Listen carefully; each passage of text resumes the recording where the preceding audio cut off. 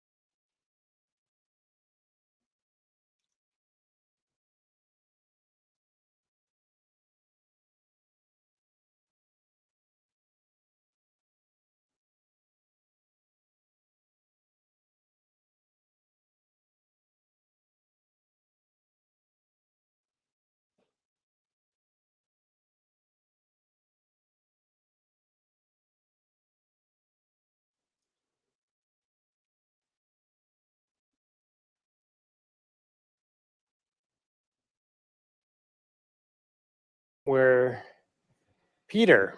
Yes. Hello. Welcome. I just gave you the best introduction you've ever had, and you didn't hear a word of it. That's true. Oh, thank you. That's funny. Back to my chair so that you can see me. So Yeah, welcome. It's really good to have you here today. And we'll shift now into your presentation. All right. Wonderful. Okay, am I ready to start? Trevor, am I ready to start? Sorry. Yeah. Yes, you're ready to start. All right. Wonderful. Wonderful. Thank you, Trevor. And thank you all for being here today. I deeply appreciate it. I wanted to be there in person, but I had to do this online, and everybody's been incredibly helpful and thoughtful, and I deeply appreciate it. I want to thank Luke and Trevor and the wonderful School of Social Work and University of Michigan. I'm happy to share with you my vision based on research of how we can create schools for all children, actually, but particularly for children living in poverty and deep poverty, where all means all, and where all children learn. Let's go to the next slide. Oh, there we are. Well, that's how I'm going to start the presentation. I will say one thing about this title of this that might be interesting to you. I met many inspirational teachers and school administrators. I've done research in Michigan, Mississippi, North Carolina, all along the East Coast for schools that serve children living in deep poverty. And one of the things that inspired me were the people who work there, who often don't make very much money in underfunded schools. But one of them said to me, Peter, all means all. And Martin Luther King inspired me with the second part of it, which is uh, schools that are based where everybody is somebody. Martin Luther King said a while ago, but it has always inspired me. You can read it, but I want to suggest some of the things. He was talking to some junior high school students in Philadelphia not too long before he was assassinated. I want to suggest some of the things that should be in your life's blueprint. Number one in your life's blueprint should be a deep belief in your own dignity, your worth, and your own somebodyness. And that somebodyness means a great deal to the study I'm doing. Don't allow anyone to make you feel you're nobody. Always feel that you count. Always feel that you have worth. And always feel that your life has ultimate significance. Next slide, please. So, schools where everybody is somebody. I want to tell you a little bit about the kids that were in this, living in deep poverty in the United States. Just briefly, so you get a feeling for it and what this means. 5 million kids in the United States live in deep poverty. That means that their families have an annual income of $15,000 or less. This means that many of them are hungry, chronically hungry. Many of them do not get the health services, even basic health services. They often live in substandard, unsafe housing, have to move a great deal. They, contrary to kind of what people may think, is people living in deep poverty actually do work. Most of them work 2-3 jobs. And the truth is that many of these children work. Often they work in slaughterhouses, cleaning the floor, in fields, and so forth and so on. They struggle. My first job was teaching high poverty kids in Western Massachusetts all those years ago. And what I learned from them all those years ago was they wanted what every other kid wants. They wanted good clothes. They wanted friends. They wanted to have good food. They loved their parents. They struggled. They walked to school. And in Western Massachusetts in the winter, it's cold. So I'm inspired by them. And this book is dedicated to them. Could I see the next slide, please? So I thought about this, and I didn't want to just rehash. I wanted to do something really constructive. I wanted to do something that would really make a difference based on research, basically the new science, social science that tells us that basically human beings are cooperative, that they create communities, that all these discussions about sort of an Hobbesian world are actually not true.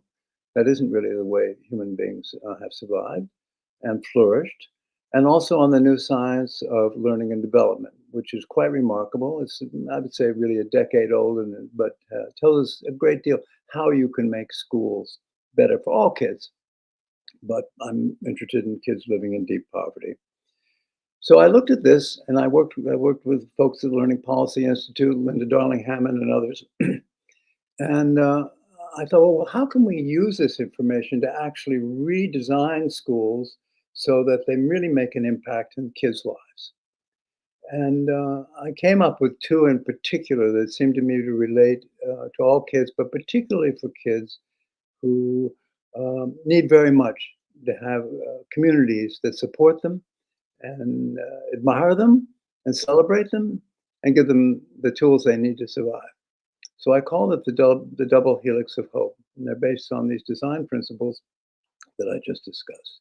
Number one, create communities of compassion, inclusion, and identity safety.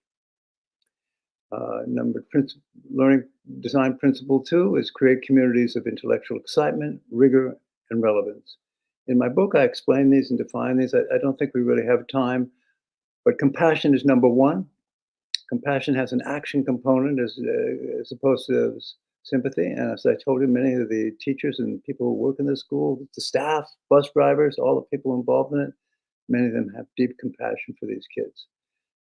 Inclusion.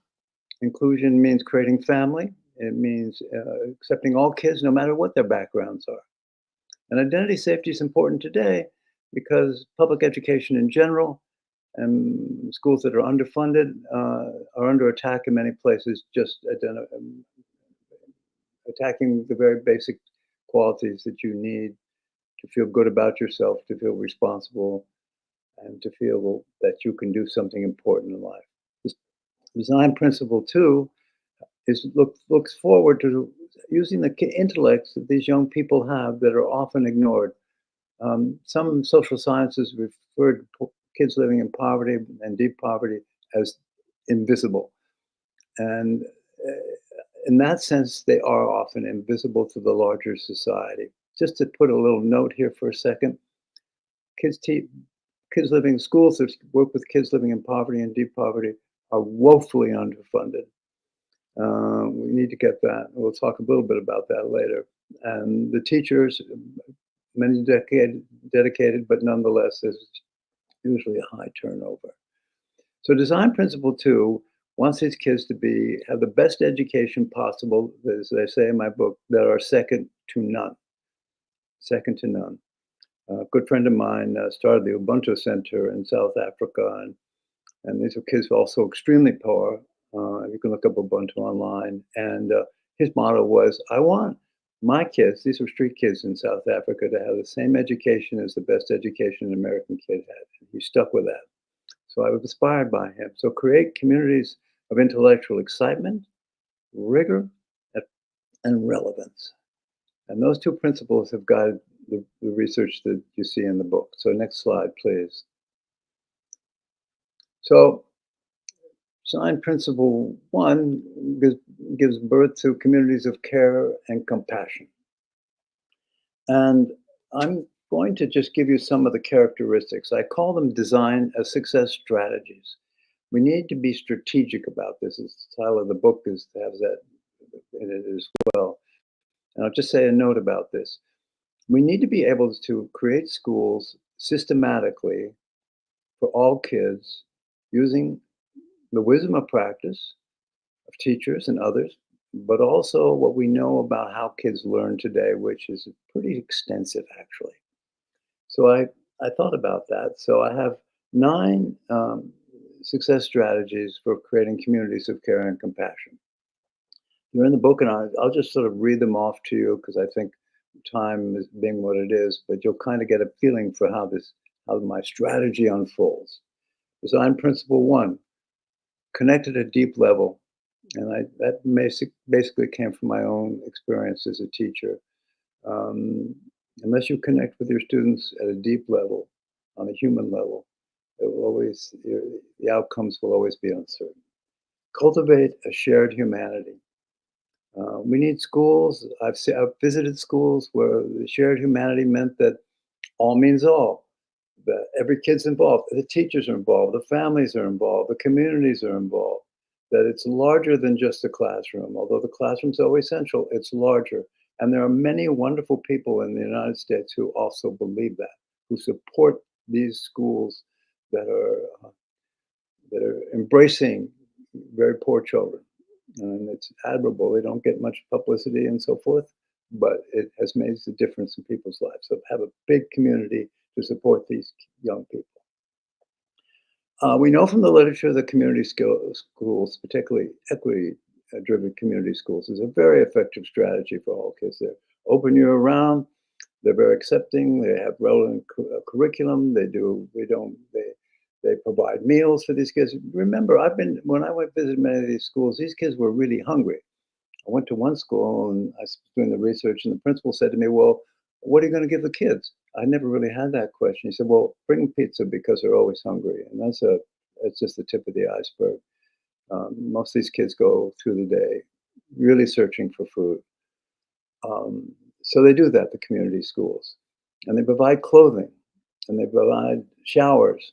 Some most inspirational teachers I ever met had somehow gotten the school system to build showers for their kids in their buildings. So you can read about community schools, but I think it's the wave of the future for all schools. I think this success strategy 4 is embrace justice and democracy. Um, Very often these young people are voiceless. Very often the idea of justice seems very far. And I personally believe that a school that isn't built around justice is a failed school. And if you want people to be somebody, you need to have a school where justice matters. And it could be through any number of things, restorative practices, but whatever works for that community. 5, heal rather than punish. Unfortunately, in many schools, the model is still to punish children, particularly poor children, children of color. There's a lot of data that's in my book about that, particularly poor and children of color often are punished for things, little trivial things that, to be just blunt about it, white kids aren't. And often that is the first step toward a lifetime of dealing with correctional institutions. Um, Lead from the heart and the head. The leadership of a school for kids living in deep poverty has to have both those qualities. They've got to have a big heart and understand their children. At the same time, they want their children to succeed, so they don't spend a lot of time being sentimental about it. They lead from the head. They want to create the best curriculums they can for these young people and best learning opportunities. Remember, many of these kids don't have computers at home. They're not online. The schools that they attend often have textbooks that are outdated. I went to one school, and it was very poor, and the principal and his staff took me into the media room. They called it. There was no media room. There was nothing media, and the books were outdated. It was truly tragic. Build integrated systems of care. We know from the research that if you integrate the systems of care and make them site-based, that is what we're just talking about, health, eyesight, dental, emotional, clothing, all the things that young people need to succeed, but you integrate them into school, they work together. They're not isolated in different places. So the school becomes a site for these young people where they can grow. Um, an active pedagogy of justice is the eighth success strategy that I have in the book, and that's you know schools of education have a role to play in this. They have a role to play that helps teachers understand that they are agents of justice as well as learning. That all this goes back to all means all, and young people need that. They need to feel that there's justice in the system. And schools that are successful, many of which I've visited, that do that. I was in one city in your state, in a very poor neighborhood. One of the schools was really struggling. When I was there, there were fights in the hall, and I mean, it wasn't functioning at a very high level. Not too far away was another school with the same demographic, and it was a great school. Art in the hallways, teachers enjoying their work and being inspired by their students. Um, no policemen roaming the halls. I've done quite a bit of research in New York City, and one of the most disturbing things is to have policemen wandering the halls with their guns out and chatting students up. It just doesn't create a learning environment, to put it mildly. And invest equitably and use data for decision making. Uh, Investments, I'll talk a little bit at the end of this about investments, but we way underinvest schools for kids living in poverty and deep poverty. All the way through. I won't go through all the obvious things, but computers that work, classrooms that are clean and up to date. Often in these schools, bathrooms are locked during the day, so children need to have bathroom facilities that really work for them. School transportation in some of the poorest parts of our country, very few school buses. This is particularly true in the rural areas. We saw it in North Carolina. I spent some time in North Carolina, and what happened with the hurricane in North Carolina touched my heart because I know the folks that live back in the hollows. Uh, they live in an area where transportation is extremely difficult. So those are the success strategies that I thought about for creating communities of care and compassion. But as I said, it's wonderful, but it's not quite enough to make these kids thrive in the 21st century. So next slide, please. The next slide has to do with what we were talking about before, design principle 2. Where learning is adventurous, where the young people have all the materials they need, where teachers are paid enough to stay there and to help to develop curricula and work with the kids and become mentors to them. So the success strategies is that for these communities of inquiry and discovery that I came up with are really 6. First off, you have to confront failure. That's hard for all of us to confront failure. But unless you confront the fact that these kids are not being educated to their abilities and not given a fair shake in terms of being able to be successful in life in the business world and employment, if you can't look in the mirror and really say that, you've got to be able to do it. And a lot do. I don't want to be negative. I'm inspired by this work. So I was at a school in North Carolina, and they had a whole program for kids, and they're building drones, and they went and had great jobs. I mean, lots of people get that, but you have to confront failure. And great superintendents and principals know that. They don't sugarcoat it. They don't try to make it anything else. Look it straight in the eye. Accelerate, don't remediate. Took that line from Hank Levin and his colleagues. Hank Levin was at Stanford. He's retired now. But don't dumb down the curriculum and do all that stuff. They don't need that. All these theories about learning and kids in poverty are perfectly capable of learning just like every other child. So don't remediate and create, box them off from really learning new things and so forth, particularly in the 21st century. Because if kids don't learn those skills because of the economy today, they're in tough shape. Welcome 21st century learning. Welcome the things that offer. I believe in 21st century learning. I'm skeptical. I still like books, so we won't go. There's a lot of debate about it, what it really means. But what it really means for these kids is being able to get high level skills, being able to know what it is to work with people, giving them the technology skills they need to succeed, the social skills they need to succeed, and giving them hope, giving them a sense, oh, I can do that. I can have that future. And I think that's a work under development for all schools in the United States, but for particularly kids who have very few resources, this is critically important because there are no other jobs that really can get you out of poverty. That's just a fact. Now, I have cultivate creative messiness in the book, and by that what I mean, it, allow these kids to be creative, allow them to be themselves, allow them to make mistakes, put away all the rule books and all the things like that. Allow them have art classes, have theater, have music. That's not a pipe dream, by the way. Schools have money for these things. We have money for these things. The United States has money for these things. Let them be happy. Let them feel good about themselves. Let them make mistakes. Absolutely essential for a full education for everybody, but it's particularly important for these young people because they don't have any. Uh, they don't have a lot of. They're not given a lot of room to fail. All these tests and so forth are. Well, that's another topic, but it doesn't do them much good. And in fact, what it does is it stigmatizes many of them. Rejoice in invention. Kids living in deep poverty are incredibly inventive. This place I mentioned before in North Carolina, they created a program for kids in poverty and deep poverty to build drones, and the kids loved it. And actually, we graduated from high school. And of course, most of them got really good jobs. But it isn't just technology. It allowed them to think, allow them to be creative, allow them to invent, allow them to get that piece of us that we need, particularly in the 21st century, to succeed. And lastly, in terms of the communities of inquiry and discovery, commit to community.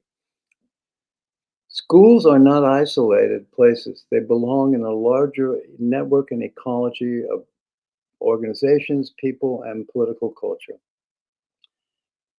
We need schools for young people who are in poverty and deep poverty to belong to a culture that supports them both in practical terms, but also just accepting them and loving them for who they are. And there are many examples of it. I don't have all the time in the world to give you examples, but churches can play a huge role in this. Philanthropic organizations can play a huge role in this. Supporting the parents. Look, many of these parents don't really know much about the schools because they don't have the money to transportation to, drive somewhere at 6 o'clock at night to go to a school. It just isn't part of their life. They're just trying to get some food on the table. And I'll put a little note in here too. All the idea of charter schools and all this stuff, it's a different conversation, but that's not the answer to this. What the answer to this is a strong public school system that educates all children to be successful. So those were the strategies I thought about creating schools of inquiry and discovery. Next slide, please. So there's a larger context for understanding this. A country where everybody is somebody, where everybody has there's some they believe, like as Martin Luther King said, they're somebody, that they have pride in themselves, that they can create their own life. And so I had some ideas. So they were building previous work and work I've done elsewhere, but it just seemed to tie in beautifully with the theme of this book. So I'll just say what I think about it. Education is a civil right.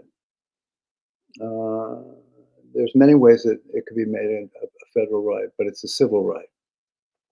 And until we really grasp that and accept that, I fear that we're going to have we continue to have one of the most stratified school systems in the world.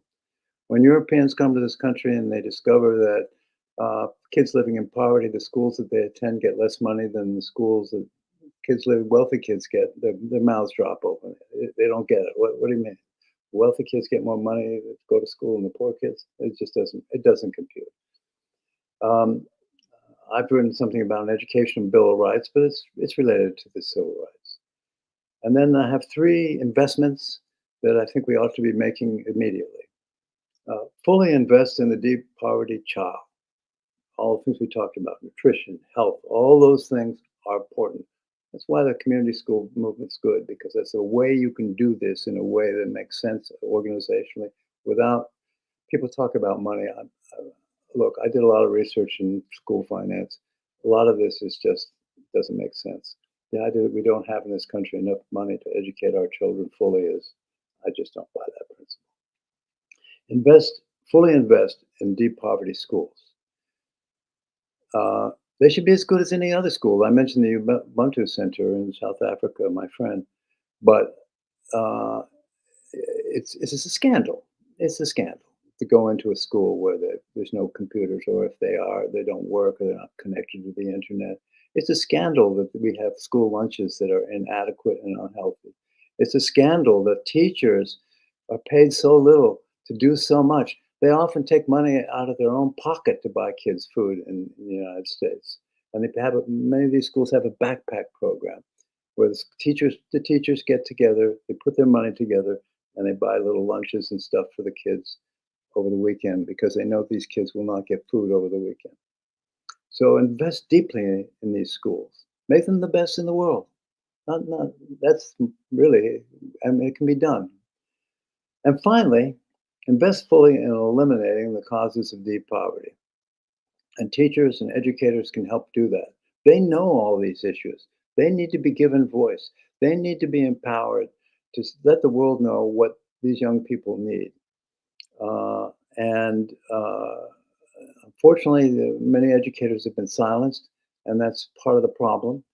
And we need to really understand how we can get rid of deep poverty in general, because until we tackle that problem, we're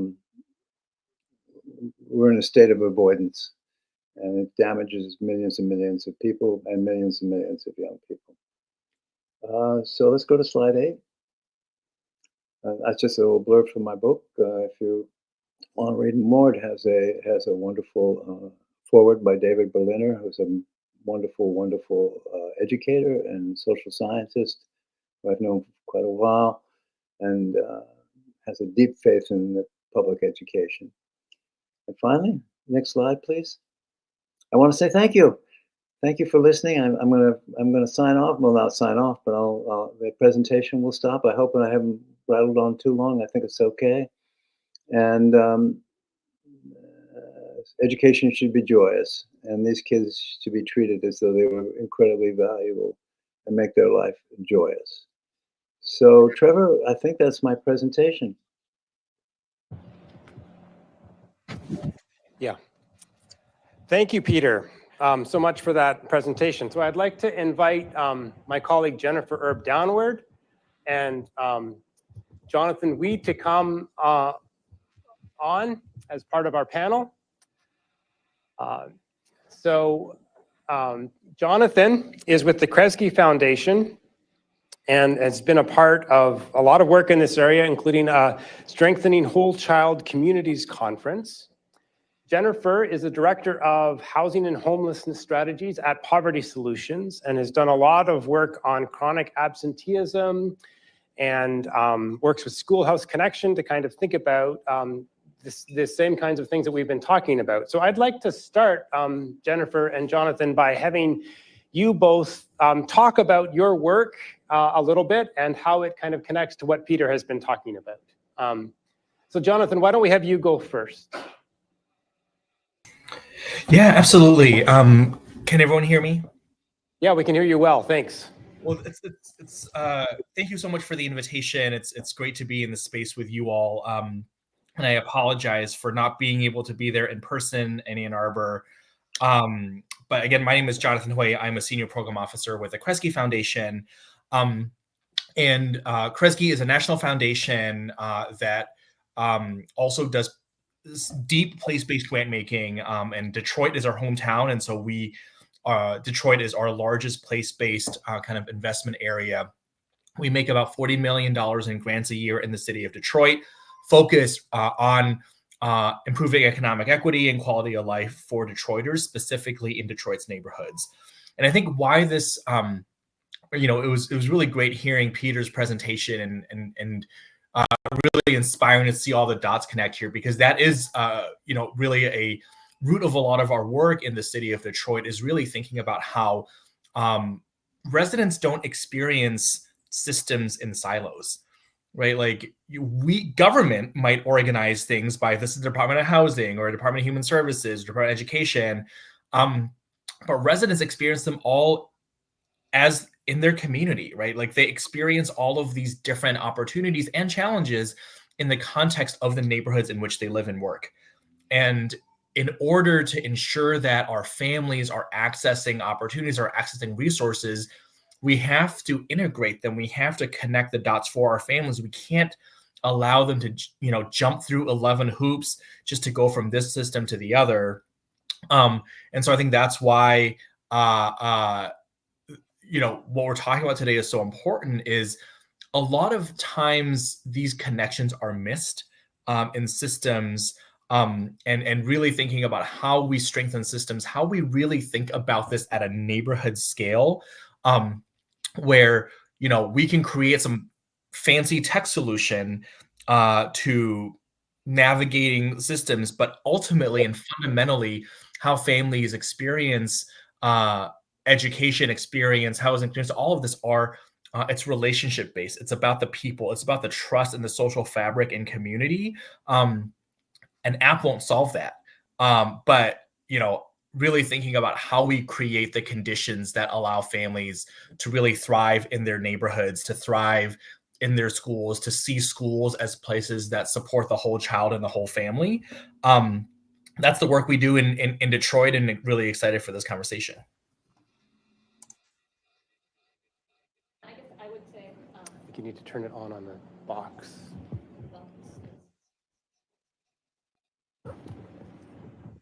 Trevor's doubling his tech whiz today as well. So I would say that I've come to community schools from a slightly different angle, and that's that I started off working, and still I'm working on the issue of homelessness and housing instability. But the interesting thing is that one thing that is very true about our country is that typically the count of how many children are experiencing homelessness is very limited by the number of shelter beds that exist. Because most families are not going to keep their kids on the street because they're scared of losing their children and they're trying to keep them safe. And so the best count of children experiencing homelessness is really done in the school system under the McKinney-Vento law. And so it's this interesting place where the only institution that actually is going to be able to successfully identify the vast majority of children who are experiencing homelessness are schools.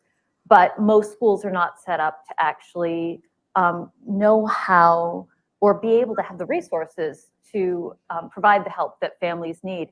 And so community schools, this is where community schools and that idea can really come in, both from a prevention standpoint, really thinking about how schools can be anchor institutions in a community and help to build out what resources are needed by families to improve stability in housing before homelessness happens. And then also once a child is experiencing homelessness, to make sure that they have all those resources that they need, whether it's backpacks, clothes, shower access, any of those things that were mentioned earlier. So that's really where I've ended up sort of coming into this intersection with community schools, because homelessness is very widespread in the United States. And if we don't create a system where our schools are able to deal with that, we're not going to actually be able to really see our children succeed, which I think is the point of this larger conversation. Excuse me. Thank you both. Jonathan, I'd like to turn back to you. You've talked a bit about this, but maybe you could kind of give us a bit more flavor for how foundations in particular play a role in this system. Yeah, and connect that to your conference. If you want to tell us a bit more about that, that would be great. Yeah, absolutely. Back in August, we, alongside some other foundations, co-hosted a conference that we called Strengthening Whole Child Communities, Raising the Bar from Cradle to Career. It was held in Detroit, and it brought together national leaders that are deeply working in place, that are kind of sitting in the intersection of a lot of sectors. I think recognizing that there are education conferences and housing conferences and transportation conferences, but not many spaces where educators are coming together and talking about housing. Not many spaces where transportation officials are talking about how to better help kids get to school. Or food advocates are talking about how to improve nutrition in schools, for example. We know that schools, and I think as Jennifer mentioned, schools are the primary places where children experience most of their day, right? They get most of their resources, they access most of their programming in schools. And schools are trusted places, right? Like if you need something, oftentimes the place you go to is your teacher, or your school counselor or your principal. They are people you trust to then direct you to resources that you need.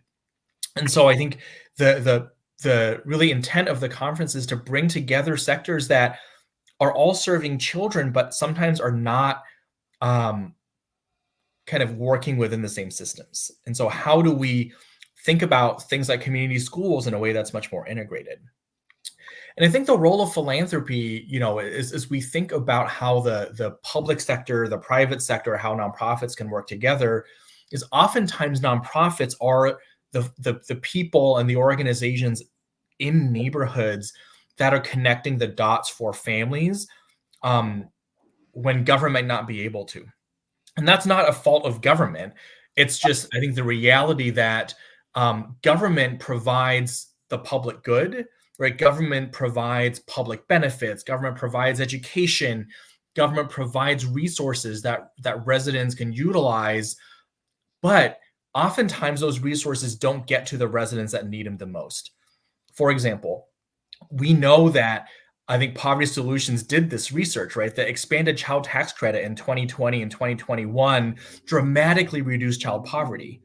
But you know what that requires is that requires you to file an income tax return or to use the online system.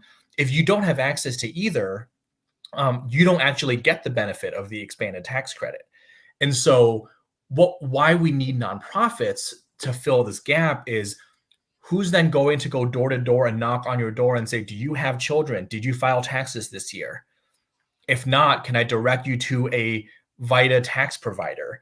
And I think, city government's not going to go door knocking and engage with residents in that way, but community organizations based in neighborhoods can do that. And they are the ones that can really help residents navigate these public resources and make sure that especially the residents with the least amount of access, who are often the ones who are lowest income, are able to accrue the benefits of public policy. And that's where philanthropy comes in, right? Like philanthropy is often the groups that are needed to resource these community-based organizations who often play these navigator, trusted messenger roles. Wonderful. So I want to give you each a chance to ask each other questions. If there are things that you want to kind of say to each other about what you've heard so far. And then I have one other question, and then we'll open it up to the rest of our audience for questions. But are there questions that you on the panel have for each other?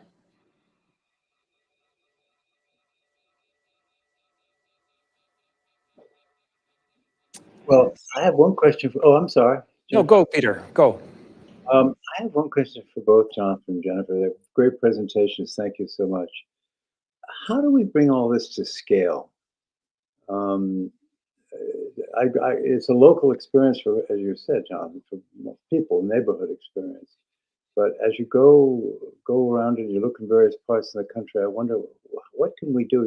Finland. Sometimes people talk about Finland. It's maybe a great example. There's only 10 million people in Finland, but I'm just curious your thoughts because you're thinking about all this stuff. How do we go to scale? Either one of you, be great. Jonathan, do you want to go first, or? I was going to say I'll let the one with the research and evidence kick us off. I mean, I was thinking. I think that's a great question, first off, Peter. And I think it's a really, really difficult one. I think taking things to scale often means bringing together different pieces, and that takes a lot of time. So, I think one piece of bringing this to scale is increasing the awareness of what's actually the experience of children in schools, how widespread is deep poverty in the United States, what does that really look like? Having the understanding that when we're talking about academic achievement in schools, there are different estimates of this, so I'm not going to quote an exact number, but generally it's agreed that the majority of things impacting a child's success are actually happening outside of school. So if you really want to see children be successful, you have to be setting up schools to address that outside piece. Now, this takes a lot of different parts, and I think that's where thinking about how foundations connect in and can bring some of the research, the advocacy together, can bring in some of the practice, bring in the government programs. One thing that was really exciting at the conference that Jonathan was talking about was seeing how much investment in community schools has now expanded at a federal level. 20 years ago, at least when I was first learning about community schools in New York, the ideas around them, it was much, much smaller. And it's amazing how much that has grown. So I think we are actually seeing this idea being brought to scale. How do we continue to have that move forward? I think has to be a not letting go of the importance of these different pieces. I think there has to be ongoing advocacy from teachers, from philanthropy foundations, sort of a real focus. A lot of times I think we lose focus on something and then it sort of peters out. So if we really want to see this idea succeed, we have to continue to have that focus. That's a vague answer, but that's the best I can do right now. Jonathan, I'm hoping you can bail me out here. Well, I'm actually, I think maybe going to build on that because I agree. I don't think there's a silver bullet because this is so complex and so multifaceted and requires interventions and strategies from all these different sectors. But I think I might lift up 3 opportunities that, they're not going to solve everything, but I think are major barriers. One is who is funded for what? I think as we think about, all means all in schools for everybody, how do we de-silo funding sources? And this is like a really wonky public policy conversation, but here we are. We're in front of policy people. When you go deep into rulemaking and how state agencies and federal agencies make grants, they often limit what you can use those grants for, right? And so like education agencies limit uses often for instruction. Housing agencies limit uses often for housing. But if we really have to work outside of these silos, we have to ask the question of, how can transportation money be used not just on highways, but for like access to schools, right? I think there is a broadening of allowability and rulemaking at the federal and state levels for how we can, I think, be a little more integrative in how public funds can be used to support the whole child. So I think that's one. I think the second is there are things that we just don't fund. Government doesn't fund, philanthropy, frankly, doesn't fund much. And that is the social fabric of communities, right? Like we need to fund community-based kind of navigators, trusted messengers. Sometimes these are case managers. Sometimes these are school counselors. but the individuals that have the relationships with families who are connecting the dots for families across these resources, we often fund program delivery and service delivery. We don't often fund the coordination and the navigation that's needed for people to access those. So I think that's another opportunity to connect the dots more seamlessly for families. I think the third is how do we incentivize and catalyze greater collaboration between those sectors? I think Jennifer mentioned that, right?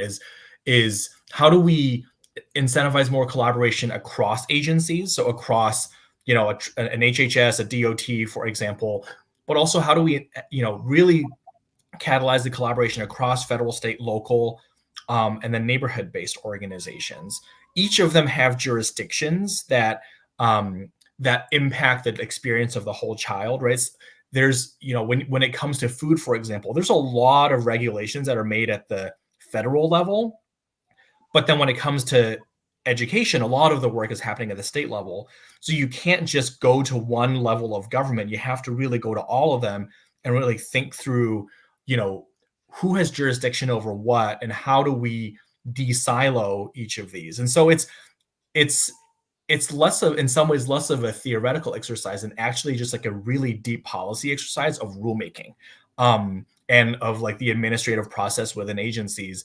But we've seen that, for example, this administration has done a lot of work in the bipartisan infrastructure law around allowing highways money to be used for childcare or workforce development. We don't hear about a lot of that because it's wonky, but that's exactly the kind of like small levers that can actually make a really big difference at scale. Just adding to what you were saying, Jonathan, about your point one, which is flexibility of funding. One very specific or concrete example that we've seen of this in the last couple of years has to do with ARP HYC funding, which was specifically targeting for schools to better serve students experiencing homelessness. And this funding for the first time didn't have many constraints around it in terms of what schools could spend it on. So schools, for example, were allowed, if they had a family who was experiencing homelessness, they could use some of that funds to put them up in a hotel for 3 days, which then would make them eligible for HUD programs. Because you could be living in a hotel, but if you're paying for out of pocket yourself, you're not eligible. But if somebody else is paying for that hotel, you then meet the definition of homeless. They also partnered with legal advocacy agencies to work on eviction prevention. Again, like letting that sort of look at what is the real need in the community, what are families really experiencing, and how can we use these funds in a more creative way to meet that need. So I think that is a really interesting point that you're bringing up, Jonathan. And I think I might point out another one too, is oftentimes the especially federal grant programs that get the most attention are the competitive programs, full service community schools, promise neighborhoods. Those are the ones that I think are, they get a lot of flash because those are really exciting programs. But those actually make up a really small percentage of the federal budget. Most of the money that goes into communities are formula grants that you don't apply for those, you just get those.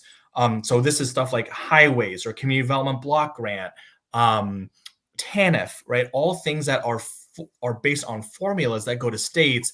And oftentimes those are the ones with the strictest rules. So I think, yeah, Jennifer, to your point, thinking creatively about, formula funding is also another opportunity that goes beyond, the competitive applications that we often see.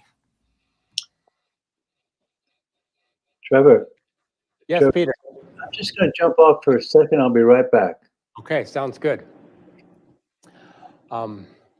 Let's turn to some audience questions, and I'll save my question for when Peter gets back. So it's particularly if you have questions for Jonathan or Jennifer.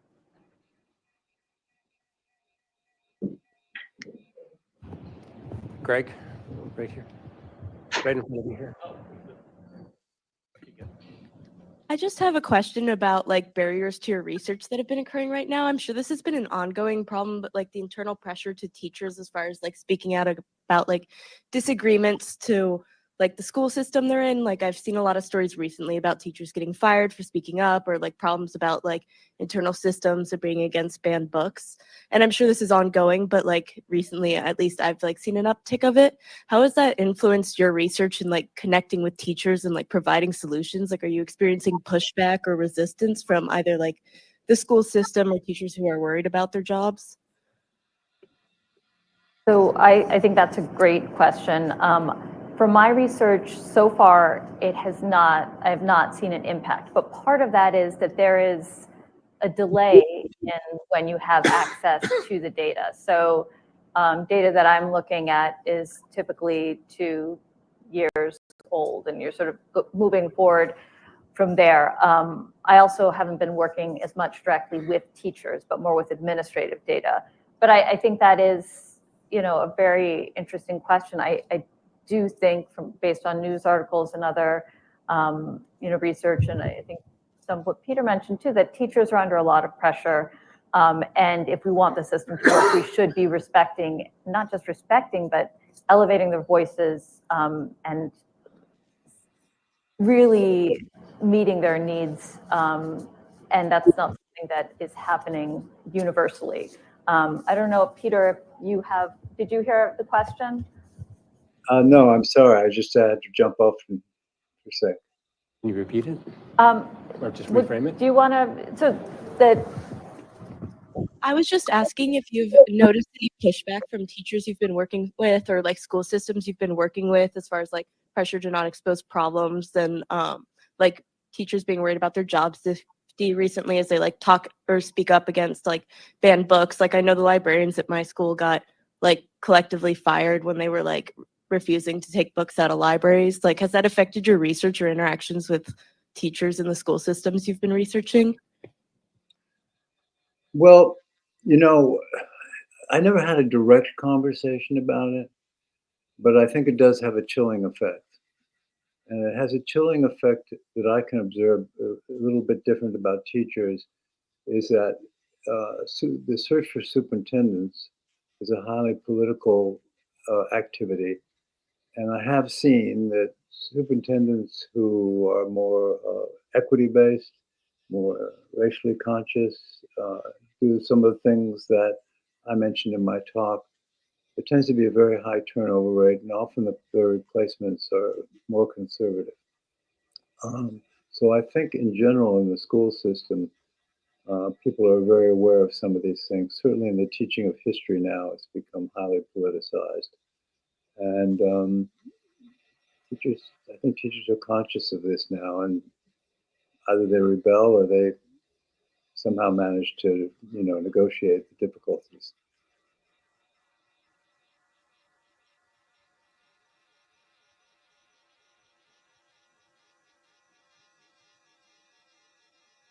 Firstly, I just want to say thank you for this conversation. I really like this idea of like how to cross collaborate and be creative with funding. But I was wondering about what your perspective is with students with disabilities. I feel like often students with disabilities kind of get forgotten, or are pushed off into like alternative schools that are outside of their communities. And so like, what is your perspective on how to keep everybody together and that all is all? Are you asking me that question in particular? To anybody. Okay, well, I'll let Jonathan or Jennifer jump in here, and if I think of anything, I'll join them.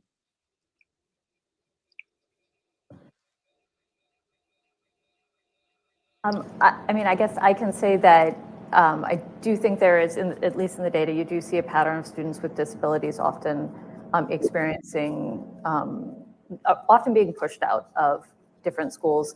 There also are different challenges where, in terms of how IEPs are met, what qualifies you for an IEP, for the IEP to be there, there has to be a certain level of struggle educationally, right? And sometimes there are children who, once they start succeeding, then they'll lose their IEP. And so there's this, tug of war there. And I think you can see different elements that really make this challenging for families, whether it's the transportation piece to school, depending on what level of different ability you're talking about, where those services exist, because the services might not exist everywhere. My kids went to school in New York City for about 5 years. The reality is most of the buildings are old there. Their school did not have any sort of elevator, ramp, anything. It seems like a violation of the federal law, but students who needed that accommodation of a ramp or elevator had to go to a different school that was farther away. So I think fundamentally, we do see these kinds of issues of kids being pushed out. Personally, I also think there should be a lot more research and exploration of what's happening with children with 504 plans. So for anybody who's not aware of those are more, there might not be an educational specific need, but there's a medical need. So there need to be accommodations there.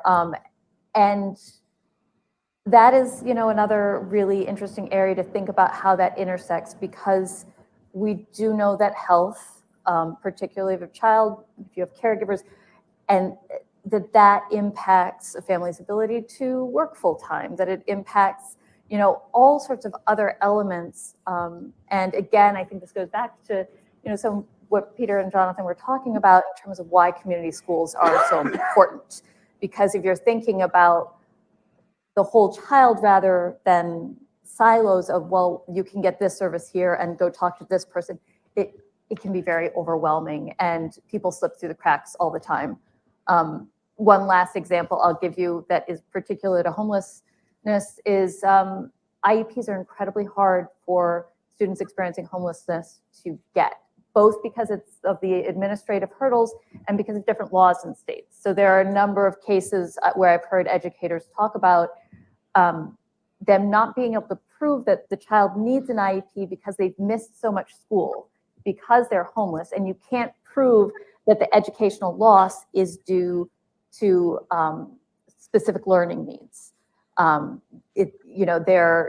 like, well, maybe they just missed 20 days of school and therefore they aren't doing as well. And that is, again, we're not meeting the child where they're at. Fundamentally, that child needs additional support in the context of a community school that was really serving the whole child. The idea would be, how do we meet what this child needs? And maybe that is going to be an IEP, or maybe not, but no matter what, we're not going to argue at first about the details of how do we get this child the support they need to get back to be able to fully participate in school. So I think you get into a lot of those hurdles there.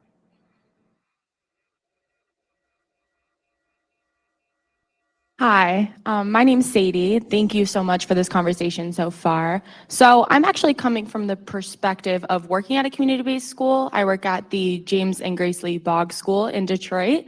And I heard your conversation about bringing it to scale, and I feel like Peter's book does a good job of making this a more recognizable issue. But I am curious about supporting current efforts that are already executing this really well and building on the knowledge that's already within the community.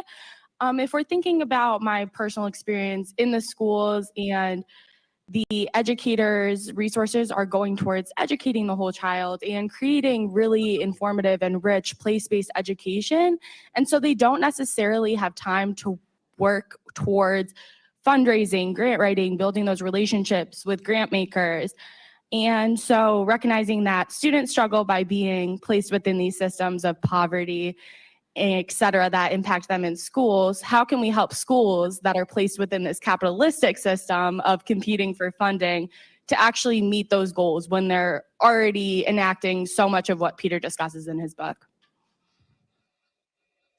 I'm happy to take a stab at this. I think the first is 100% to your point. And we experience this all across Detroit, right? Detroit Public Schools Community District. They started what they're calling health hubs that have, access to food and health services and supply pantries and everything. And this is all getting paid out of general fund. It's either philanthropically raised or it's coming out of general fund, right? Like the how we fund schools is inequitable across the country. And what that means is schools that want to provide more, that want to really think about the whole child and the whole family have to then take out of, they have to weigh trade-offs, right, between dollars for instruction, dollars for professional development, and dollars for things like basic needs.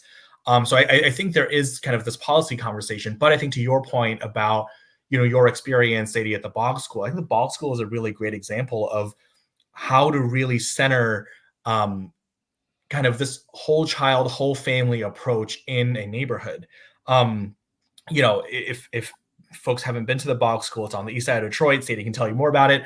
But I will, I will say, like, one really great thing about the Bog School compared to many other schools in the community is the Bog School has, a open access playground, which many schools fence off their playgrounds, and so community members can't use that as an amenity for students after hours, right? And so it might seem like a really small thing, but it's things like having schools with the intentionality rooted in their communities to recognize, hey, public access play space is a major barrier for kids to thrive and live healthily in our neighborhood.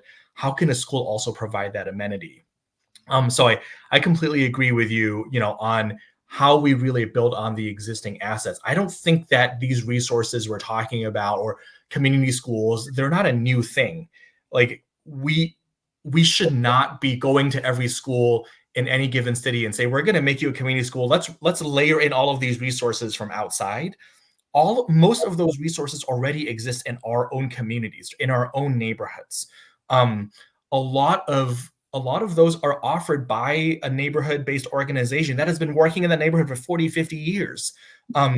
Oftentimes, we have not been able to connect schools with those neighborhood organizations doing that work. And so I completely agree. I think the first step in really thinking about a community school model is to look at what already exists in that community and asking the question of, who do families trust, right? Because sometimes those resources exist, but they actually came from the outside. A resource in Detroit might have landed from New York City. No one actually knows who they are, and frankly don't trust them, because there's another organization who has done this work in this neighborhood, led by resident leaders who have done this for generations. Those are the organizations that we really need to lean on to serve the whole child and the whole family. Mhm. I would just add to these really great remarks one more thing, which is implicit, but might help to bring it up a little bit. My experience, all through my experience in education, both as a teacher and a researcher and all that, leadership really matters. Leadership is really key. Uh, and it makes a difference. They inspire all the things you're talking about. They get the community involved in the school. They make connections. They get resources from the community. They work with philanthropical organizations and other organizations. Uh, but they have a very sharp focus whenever they're doing anything like this of what they really are trying to achieve, and can express that in a way that anybody can understand. And I think that that's really key. And it takes a lot of energy and it takes a good staff. But I visited schools that are like 4 blocks away from each other. They get the same resources, so forth and so on, and it's close to night and day. And so I think that's the key to bringing this together in a way that both Jennifer and Jonathan have been talking about. Yeah, I mean, I'll go through a bunch of examples, but that's pretty much my observation.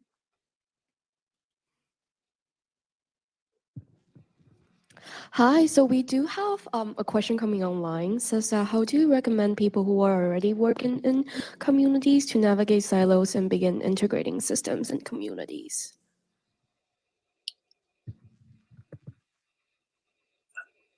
How to do that? I'm not sure the question is how to do that. Is that the question?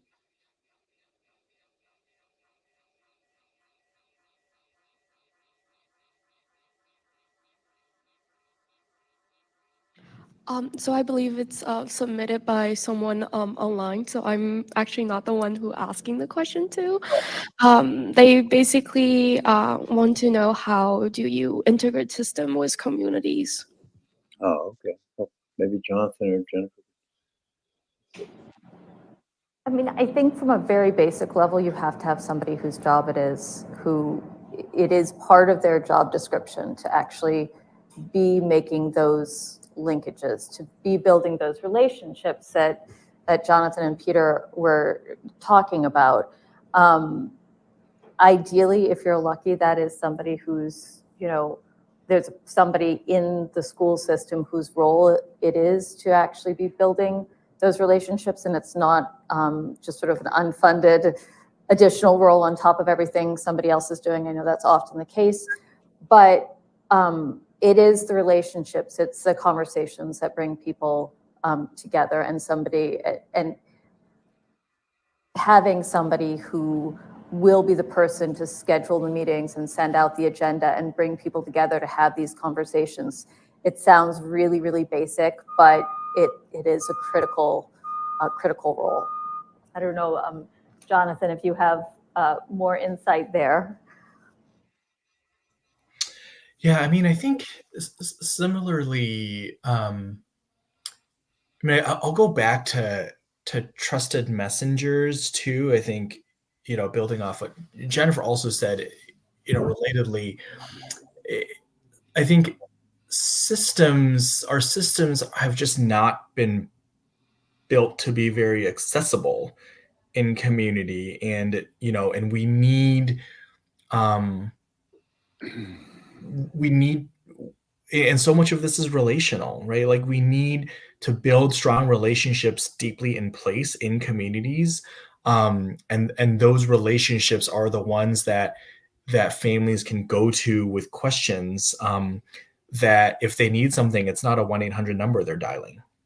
Right? If they need something, it's a teacher, it's a block club captain, it's an organizer, who they can go to and say, hey, can you get on the phone with Comcast with me, or can you get on the phone with whatever utilities service provider with me, right? And to have an advocate who will do that with you, and not have a family who's juggling many things, have to do that on their own and feel isolated in that way.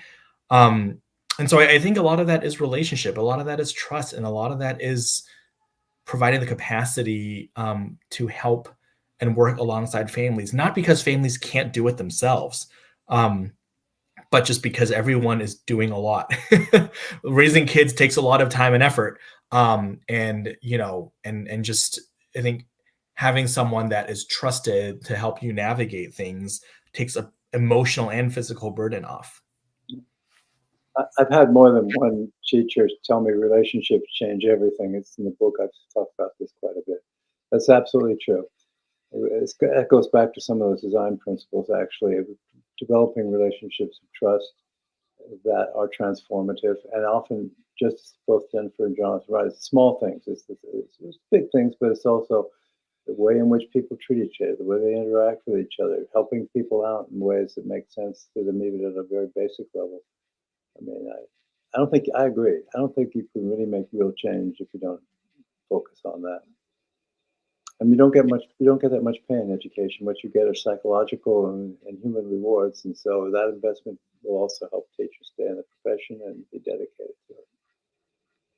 One just really quick concrete example that I just thought of that I think might be helpful in this context is thinking about why people aren't talking to. Like, it's not, a lot of times there's not some sort of malevolent distrust and like, I don't want to work with this person, but there might be some of these fundamental rules or sort of laws or system, like the silos that are created, right? Each have their own things that they have to report to. And a lot of times they don't align. So building these relationships of trust actually lets you find some of that common ground. So say, for example, in Detroit, the public school system and the shelter system was not communicating about when children were experiencing homelessness, which is just like, that is really low hanging fruit in terms of providing better services. If anything, you should have more children identified in schools experiencing homelessness than you should in the shelter system, but it was the reverse.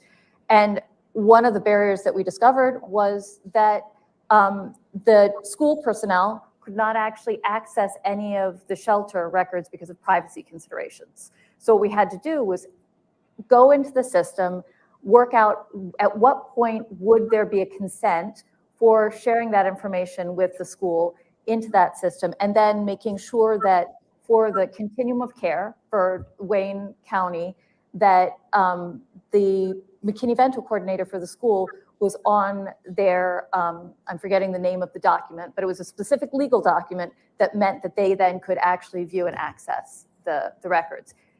That conversation or figuring out that that was the issue would not have happened without a trust and realizing that there was some common ground and that there could be, people could be helping each other.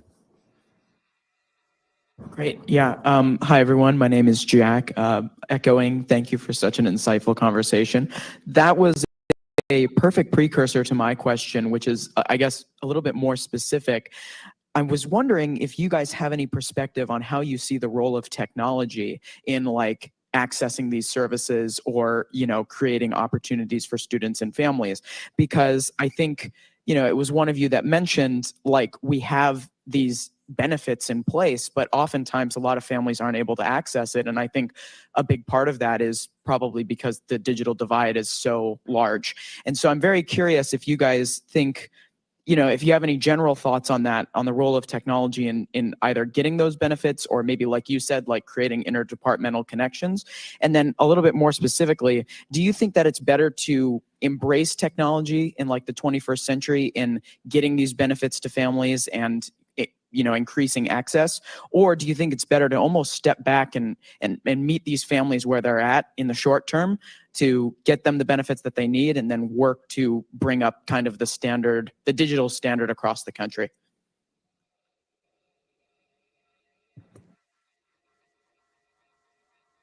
I can say something to this, but if Jonathan or Peter, if you have something that you're thinking, I would love to hear it. No, please go ahead. Okay. I guess I would say to your last question, I don't think it can be an either or. You have to be bringing people, finding the barriers, addressing those barriers to using technology.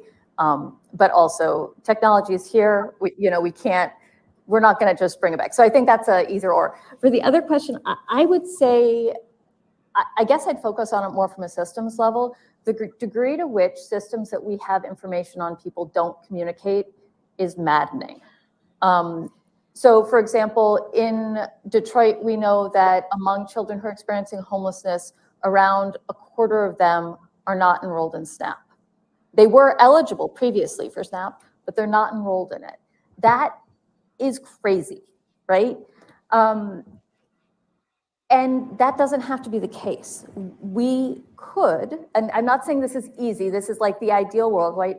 We have these different digital systems, we could get them to communicate better. And there are efforts underway in the state of Michigan and elsewhere to make some of these systems interoperable, we'll call it. But that is something that we really should be focusing on and should be figuring out, how do we make these systems better so we're not asking people the same questions over and over again, having them prove repeatedly that they're still experiencing extreme poverty. You know, the degree of effort that we put out there to prevent people from taking advantage of the system, how many people are pushed out of the system as a result it's criminal.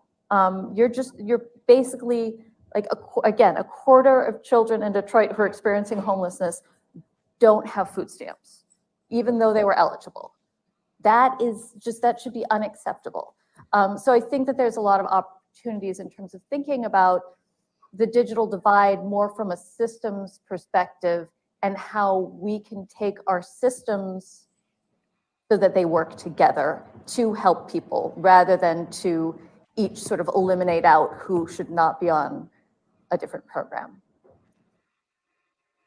I think that there's a real wisdom in your question in posing the possibility that one could do education without technology, because we certainly see a degree of churn in terms of technology adoption in education. that, like, we can think of a lot of technologies that were used in schools 20 years ago that don't exist anymore. And so, like, education isn't necessarily about using technology. And I think sometimes when we create educational opportunities for people, we forget that. I think of this at the university level, which is where I have my experience, but there's a wisdom in kind of thinking of education as a thing, and then technology connections as something else. And so I appreciate the wisdom in that question. We're getting close to time. And so are there any kind of urgent questions that people want to pose? I'm really grateful for this conversation too. I'm really grateful for the ways in which it kind of poses a kind of set of kind of ideals, and also a set of kind of rants and rages against the system.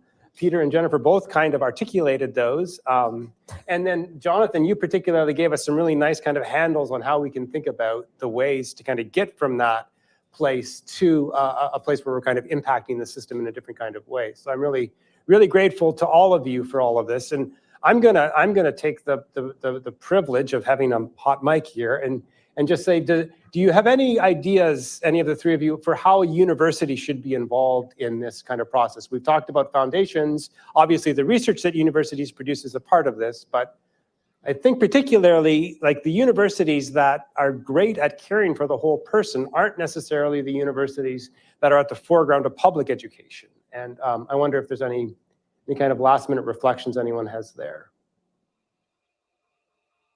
I'm happy to jump in. I think the University of Michigan can be at the forefront of this, not because it's the greatest in the land, go blue, but also because I think it is, it's research university with really deep kind of through poverty solutions, right? Like deep place-based work. I'll actually don't know if I can share my screen here, but well, I'll share a link afterwards. But the work on the Marygrove campus in Detroit is a great example of what the University of Michigan is doing. I mean, if there are any Marcel School students in the audience, you'll know that, I mean, through the Marcel School of Education's leadership, the University of Michigan has landed, many of its units, including the Ford School, on the campus at Marygrove here in Detroit, building out a cradle to career campus that uses a community schools model. The University of Michigan is providing those resources, right? Like the navigator, there's a nurse navigator on site to help families navigate health insurance challenges. That person is a University of Michigan School of Nursing employee.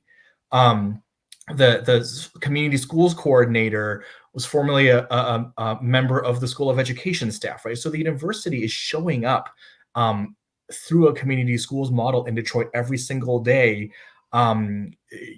Staff and students are embedded on that campus, working alongside families and students that are part of a Detroit public school, a traditional public school.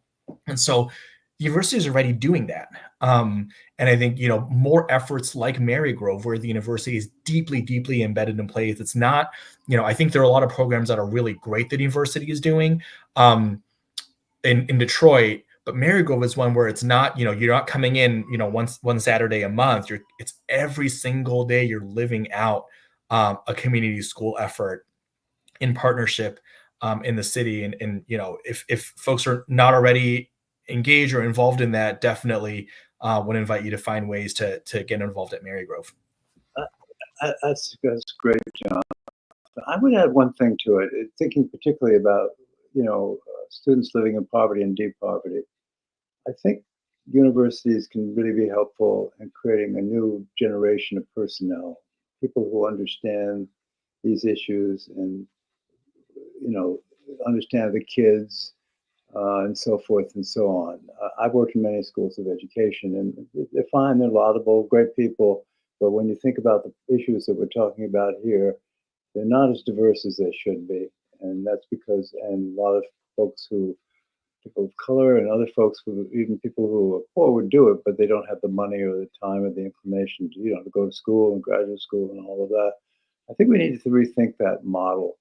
I think the people who seem to be the most effective with the kids that I was talking about are people who have a deep sensibility about this.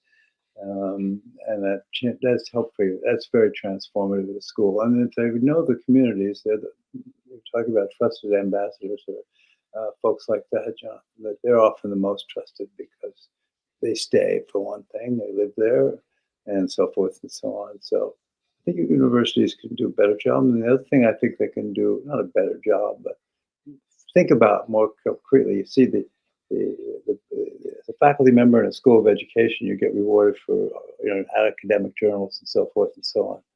And I think they need to rethink that a little bit too, because that screens out a lot of people. And I think there's a lot they could do in that regard as well. Let's think about how to do that kind of internal organization. So yeah, those are all great ideas you've all had. So just a couple more.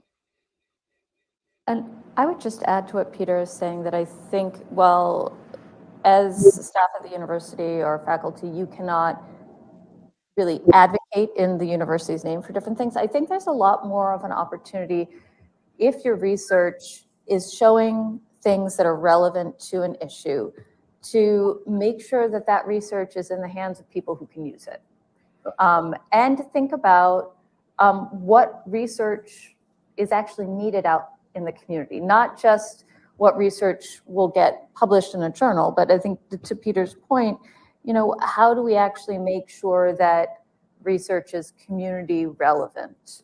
And so I think that there are a lot more opportunities to build some of those partnerships with advocacy organizations, not so that the university can advocate for issues because that's illegal, but so that information is actually available and understood by people who can make it useful and turn it into action. Because if you're missing that link, you can have the best research here and it's never going to create policy change, right? You have to have somebody who can actually make sure that that next step is in place. Well, Peter, Jonathan, and Jennifer, thank you so much for your presentation today. Let's thank our speakers.